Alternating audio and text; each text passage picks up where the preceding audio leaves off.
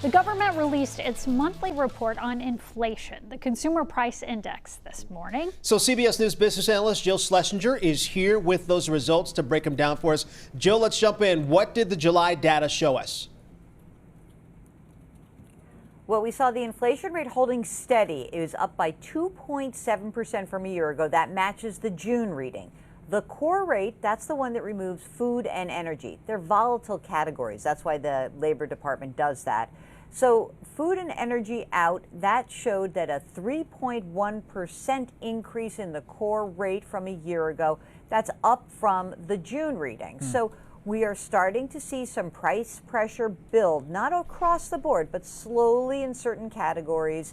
It's probably somewhat tariff related, but we haven't seen a terrible, like 3 year ago kind of reading, not even close. Well, something we are seeing are sales roll out. I mean, there's a Christmas in July stuff, back to school sales.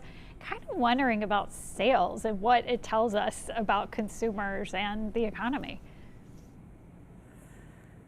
Well, first of all, I think it shows that a lot of the retailers are quite nervous because they bought a lot of inventory earlier in the year. They've sold a lot of that out. And so when they go back and buy their new round of inventory, I think they believe that they are going to have to push prices up.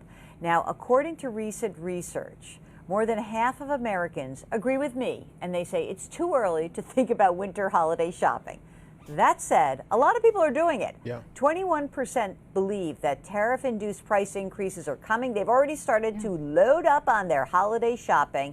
That 21%, that's a 5 percentage point increase from a year ago. You know, we talk about hearing the word sale. You hear there's a sale here, there's a sale here. Here's an online deal. Here's another online deal. Jill, it's tough to know what's real and what's fake. How can you separate the difference? I'll tell you what, we are cynics here in the United States of America because about 3/4 of us do not believe that the sale is a sale. Only 1 in 4 consumers believe that a sale genuinely indicates a discount. So if you're a cynic, maybe like your friend here at Jill, maybe what you should do is monitor the price of the item that you are eyeing. And if you are price tracking, of course, you want to make sure you're looking at the same product across stores. You can use apps like Honey or Rakuten or Shop Savvy. That can help you out. But don't do what Aunt Jill does, which is she puts something in the cart for someone else and something in the cart for her. You deserve it, Jill. Hey, Jill, real quick. What's a sale? When will you bite if it's a sale? And what? Is it 50%? Is it 40%? What's a sale?